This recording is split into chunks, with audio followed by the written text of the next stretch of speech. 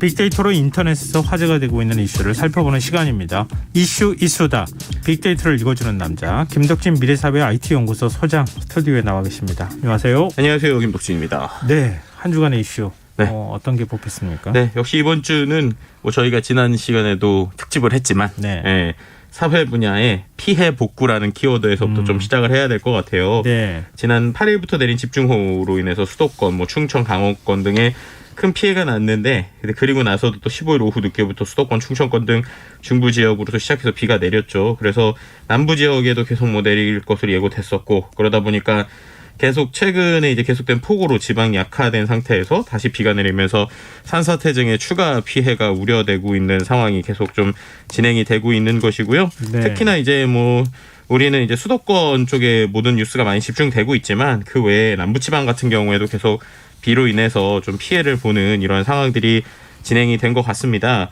특히 이제 그 연휴 기간이죠. 8월 14일, 15일 이때 수도권에서 폭우가 온다 이런 얘기가 있다가 0.9mm 정도밖에 이제 광복절 연휴 폭우 예보에서 실제로 1mm도 안 되는 강수량을 기록한 서울권에서 좀 그런 지역들도 있었어요. 근데 그것에 대해서 한쪽에서는 이거 기상청 이렇게 계속 예보 안 맞으면 무슨 의미냐 이런 얘기들이 있고 특히나 네. 이제 기상청 운영 유튜브 채널에도 댓글로 기상청 날씨 진짜 안 맞는다. 이 정도 타로 점이 더 맞는 거 아니냐 이런 식의 댓글도 있었는데요. 근데 한편에서는 그래도 좀 많이 안 와서 다행이라고 칩시다. 다른 걸로도 복장 터지는데 그래도 좀 이번에는 안 맞아도 그냥 잘 넘어간 걸로 칩시다. 이런 얘기가 나올 정도로 어쨌든 참 이번 어떤 호우 그다음에 홍수가 좀 많은 사람들에게 좀 피해와 아픔을 주고 있는 상황이라고도 볼 수 있을 것 같습니다. 방금 전에 인터뷰 시간에 저희가 전문가하고 인터뷰를 했지만 네.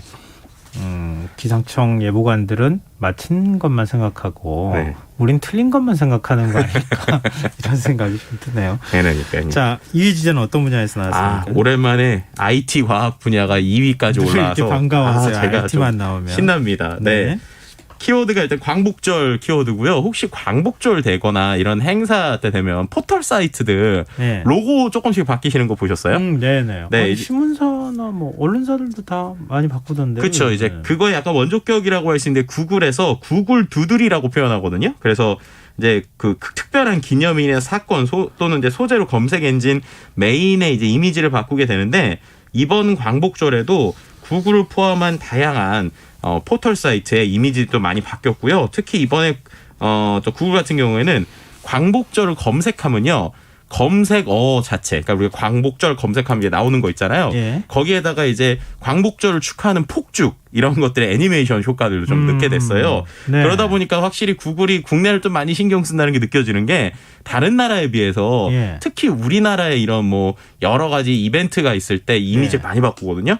그래서 다른 나라는 이렇게 안 해요. 잘. 다른 나라보다 훨씬 더 많은 이제 횟수나 여러 가지를 이제 좀 챙깁니다. 심지어 예를 들면은 예를 들면은 우리가 알고 있는 단오, 칠석 이런 명절, 또 윤동주, 이효석, 심지어 둘리, 박완서, 백남준 등 이제 그 탄생일들을 이제 계속 기념일로 챙기고 있어요.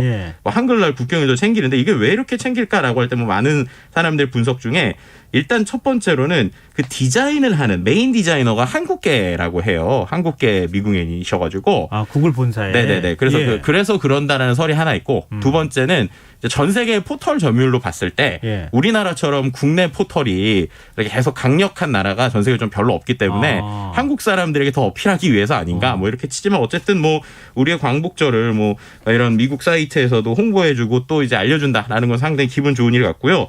근데 그럼에도 또 이제 광복절과 SNS라는 키워드가 또 하나 이슈가 되는데 바로 철도공단의 이슈입니다. 그래서 아시는 분들은 아시겠지만 우리나라 국가철도공단이 이제 본인의 SNS 사이트에 광복절 기념 철도 콘텐츠를 올렸는데 여기에 이제 일본 고속열차인 신칸센 합성 사진을 올리게 된 거예요. 그래서 이게 좀 문제가 되고 이슈가 된 것인데요. 예를 들면은 광복절 특집 콘텐츠를 올리면서 배경으로 태극기, 무궁화 열차가 합성된 이미지를 올렸는데 그 열차 사진이 일본 후지산을 배경으로 한 신칸센의 모습이다라는 댓글이 이어졌고 실제로 이제 확인을 해봤더니 문제가 된 콘텐츠라서 콘텐츠를 내리고 사과문을 올렸는데요. 광복절 특식 콘텐츠에 이제 부적절한 이미지가 사용됐다.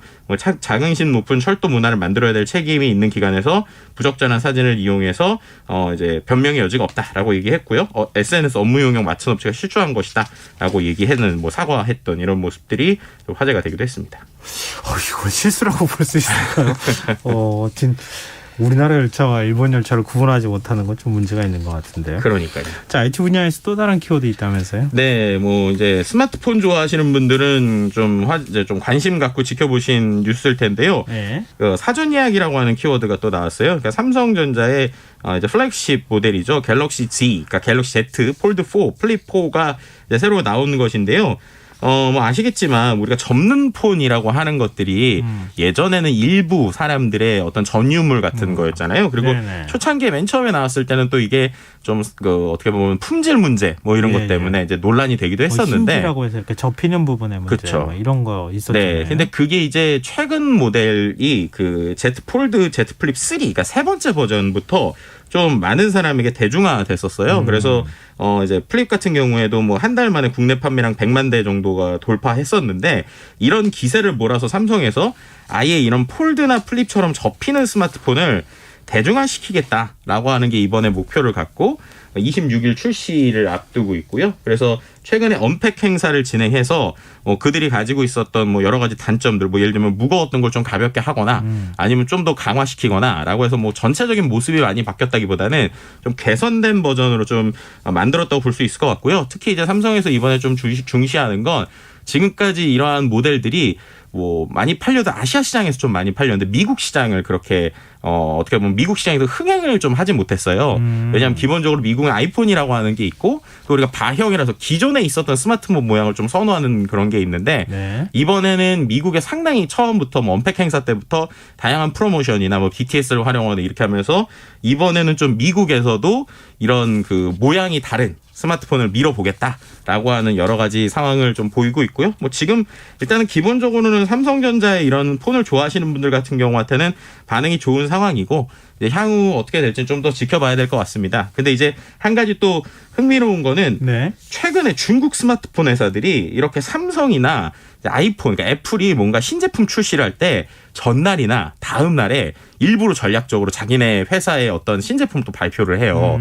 그래서 이제 이른바 뭐 어떻게 보면 약간 뭐 김을 빼놓는다고 할까? 네. 뭐 이런 것들을 하는데 예. 이번에도 그 중국 샤오미에서 미믹스 폴드라고 하는 이제 그들이 만든 폴더블 폰을 또 비슷한 시기에 내놓게 됐습니다. 예. 근데 이게 이제 각도를 이렇게 핀 다음에 우리가 보통 우리가 이렇게 펴가지고 접히는 뭐 기역자나 니은자 모양으로 볼 수 있다는 게 장점이잖아요. 예. 근데 그거를 시연을 했는데 이게 90도에서 스르르르 하면서 이렇게 다시 이렇게 넘어갔어요. 그러니까 고정이 제대로 되지 않는 이게 좀 나오다 보니까 이거 기술차 드러난 거 아니냐라고 하는 일종의 해프닝성의 뭐 이런 영상도 있었다라고 보시면 될 것 같습니다. 네, 하여튼 핸드폰 많이 팔려가지고 네. 국내 일자리도 많이 늘고 그랬으면 좋겠네요. 네.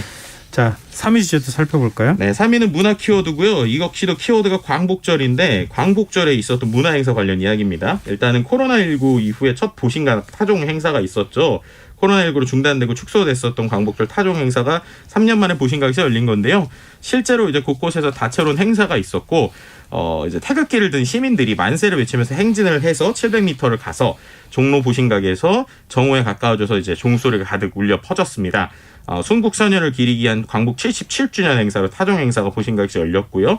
말씀드린 대로 3년 만에 열린 행사에 시민들의 감회도 남달랐고 그 외에 뭐 서대문 형무소 역사관이라든지 다양한 이제 역사와 관련된 어떤 그 박물관들에도 시민들이 좀 북적이면서 광복 77주년에 대한 기쁨을 같이 누렸다고 볼 수 있을 것 같습니다.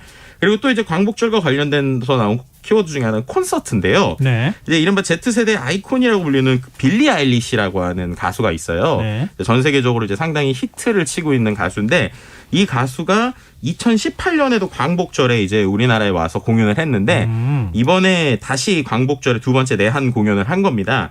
근데 그때 이른바 이제 태극기 퍼포먼스를 한 거예요. 네. 광복절 2018년에도 그때도 이제 태극기를 걸치고 공연을 했었는데 이번에도 또 관객이 던진 태극기를 걸치고 공연을 하면서 이렇게 4년 전 오늘 처음에 한국에 왔었는데 이번 콘서트에는 더 좋은 느낌이었고 뭐 너무 사랑한다라고 하면서 한국 팬들과 만난 소감도 이야기했고요. 뭐 이러한 광복절의 의미도 좀 살릴 수 있는 뭐 이런 퍼포먼스도 했다라고도 볼 수 있을 것 같습니다. 네. 자, 4위 주제는요? 네, 4위 주제는 연애 분야인데요. 키워드가 스트리밍, OTT라고 하는 키워드입니다. 예. 두 개의 내용인데 조금 다른 좀 결이에요. 그리고 확실히 최근에 이런 변화가 있다는 걸 보여주는 이야기인데 첫 번째 키워드, 스트리밍 관련 키워드는 임영웅입니다.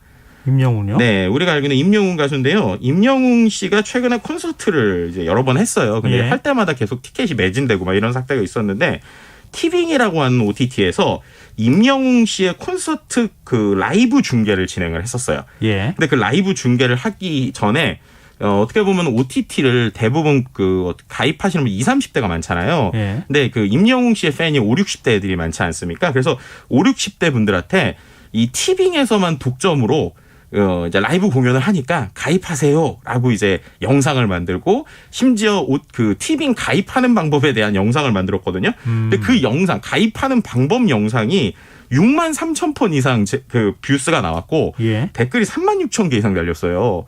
그래서 저는 정말 그렇게 어느 순간 회원 가입하시고 뭐 로그인 하시고 이런 것까지 나와 있는 건데 그런 영상에 댓글이 3만 개 이상 달린 거 처음 봤거든요. 그만큼 엄청난 파워라고 할 수 있는데 실제로 이번에 이 콘서트 덕분에 실제 티빙 라이브 생중계 중에 가장 높은 유료 가입자 수가 기록이 됐고 실제로 유료 가입자가 엄청나게 늘었다고 합니다. 그러니까 어떻게 보면 콘텐츠 하나가 실제 산업 이제 그 OTT를 먹여 살리는 이런 모습들도 좀 이번에 볼 수 있었고요.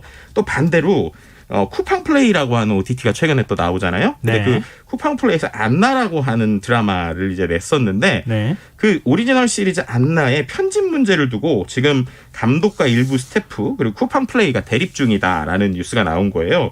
이게 뭐냐면 안나라고 하는 드라마를 각본과 연출을 맡은 이주영 감독이라는 분인데 예. 이분의 어떠한 의도와 상관없이 쿠팡 플레이 그러니까 이걸 구매한 쿠팡 플레이에서 일방적인 편집을 했다라는 겁니다. 그래서 이제 본인이 만든 건 회당 45분에서 61분의 8부작이었는데 네. 그거를 최종 공개분으로는 45분에서 63분의 6부작. 그러니까 두 회가 줄은 거죠. 그러다 보니까 또 단순히 분량만 주는 게 아니라 본인이 생각했었던 촬영 방식, 편집, 내러티브가 완전히 의도가 훼손돼서 자기가 생각한 거랑 전혀 다른 형태의 작품이 됐다는 거예요. 예, 예. 근데 중요한 거는 편집본도 보여달라고 했는데 편집본도 안 보여줬고 그리고 뭐 이런 최종적인 버전을 우리에게 보여주지 않은 상태에서 오픈이 됐다라는 거고요. 쿠팡 플레이 입장에서는 아니다. 우리는 지금 논의를 하려고 했고 중간에 계속 편집을 해달라고 요청을 했는데 네. 그쪽에서 편집에 대한 요청을 제대로 들어주지 않아서 본인들이 한 것이다. 라고 하면서 이러한 계속 좀 양측의 입장이 지금 평행선을 달리고 있는 상황이고요. 법적 소송이나 좀 이런 것들에 대한 이야기가 나올 수 있을 것 같은데 이런 것들이 어떻게 보면은 넷플릭스도 그렇고 쿠팡도 그렇고 컨텐츠를 이제 어떻게 보면 구매를 해서 예. 그걸 판매하는 OTT들이 과연 어디까지의 영향력을 발휘할 것인가에 대한 좀 논의들이 좀 이어지고 있다고 볼 수 있을 것 같습니다. 아, 그렇군요. 지금 OTT가 또 이런 것들까지도 하네요. 그러니까요. 전혀 몰랐는데 네. 오히려 제작하면 그대로 갖고 가서 트는 것만 하는 것으로 알고 있었는데 그게 또 아니군요. 자, 마지막 5위 주제 가볼까요? 네, 5위는 산업 분야고요. 키워드는 침수입니다. 역시 이제 침수차와 관련된 이야기고요. 뭐 원희룡 국토부 장관이 침수차 중고 시장으로 유입 안 되게 대책 마련하겠다. 뭐 침수 사실을 은닉하지 못하도록 차량 이력 관리를 강화하겠다라고 얘기하는 것인데요. 이것이 과연 현실적으로 어떻게 될 것인가에 대한 좀 고민들이 좀 많이 나오고 있는 상황이고요. 또 침수와 관련돼서 침수 가전을 고쳐주는 서비스들이 최근에 좀 화제가 되고 있고요. 그래서 특별 서비스 센터에서 침수 가전을 무료로 뭐 수리해주는 수해 복구 활동들이 나오면서 좀 이슈가 되고 있는 상황이다. 이렇게 말씀드릴 수 있을 것 같습니다. 산업 분야에서 또 다른 키워드가 있어요? 야, 이거 조금 마음에 안 드는 좀 약간 마음에 걸리는 키워드라고 표현할 수 있을 것 같은데 네. 보상 키워드 중에 맥주병과 관련된 키워드예요. 그게 예. 뭐냐면 최근에 강원도 춘천도로 한복판에서 맥주병이 우르르 쏟아져서 예. 시민들이 힘을 모아서 깨끗하게 치운 적이 있었던 거 맞아요. 기억나실 화제가 거예요. 됐죠. 근데 이게 2달 전에 춘천에서도 비슷한 일이 있었다고 그래요. 예. 근데 알고 봤더니 두 번 다 같은 운전자가 낸 사고라고 합니다. 네, 그래서 이제 좌회전을 하면서 똑같이 이제 파란색 상자 수십 개가 쏟아졌었던 것인데 이거를 그때 두 번 다 시민들이 치워줬거든요. 예. 근데 이 부분에 있어가지고 있어가지고 운전자는 그냥 벌점만 맞게 되는 형태라고 볼 수 있을 것 같고 사고가 2번이나 났는데 주리업계 측은 자신하고 무관하다. 왜냐하면 이게 자신과 화물차주가 계약 맞은 게 아니고 우리는 보험을 다 들어놨다라는 건데요. 알겠습니다. 이런 적재물에 대한 이슈가 나오고 있어요. 네, 좀 씁쓸하네요. 네. 자, 이슈 이수다. 오늘 여기까지 하겠습니다. 김덕진 미래사회 IT연구소 소장과 함께했습니다. 고맙습니다. 네, 감사합니다. 김성환의 시사야 1부 순서는 여기서 마무리하겠습니다. 전 11시 정각 2부에 다시 오겠습니다.